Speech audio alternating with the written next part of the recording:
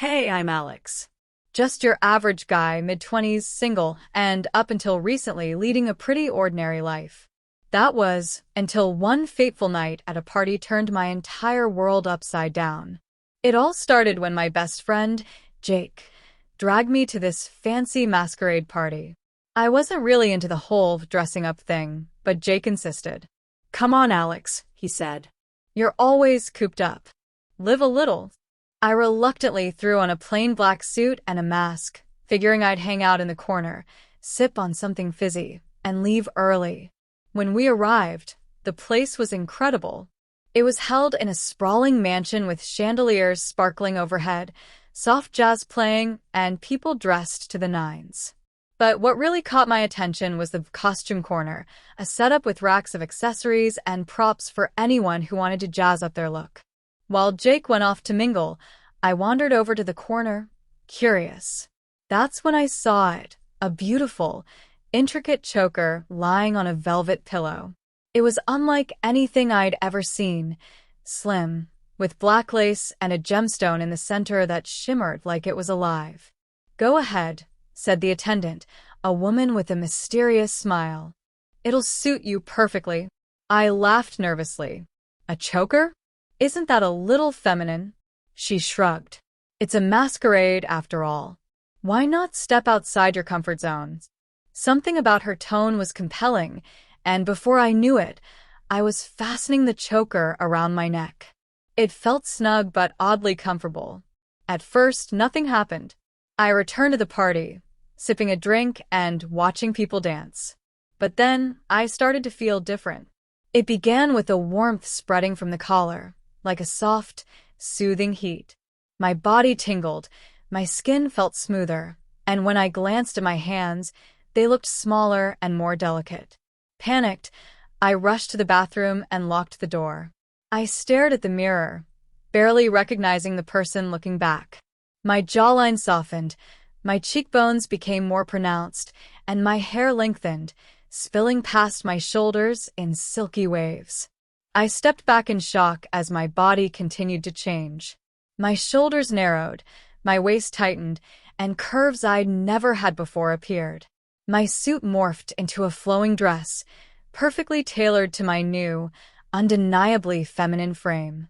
"What the hell is happening?" I whispered, my voice higher and melodic. Before I could process what was going on, the door suddenly swung open. Apparently, the lock didn't work. A guy walked in, tall and ridiculously good-looking, with messy brown hair and an easy smile. "Oh," he said, stopping in his tracks. "Sorry, didn't realize this was occupied." I froze, unable to speak. He glanced at me, his eyes lingering in a way that made my cheeks flush. "You look amazing," he said, and I could feel my heart pounding in my chest. Thanks," I stammered, my mind racing. Why was I blushing? Why did his compliment make me feel good? As the night went on, I tried to fight the strange compulsion growing inside me. The choker wasn't just changing my appearance, it was changing my thoughts, my desires. I found myself gravitating toward the dance floor, swaying to the music in a way that felt natural and effortless. I was laughing, twirling, and feeling more confident than I ever had. And then there was him. The guy from the bathroom. His name was Ryan, as I later found out. He kept finding reasons to be near me, offering me drinks, complimenting my smile. Normally, I would have been awkward and tongue-tied, but something about this new version of me made it easy to flirt back.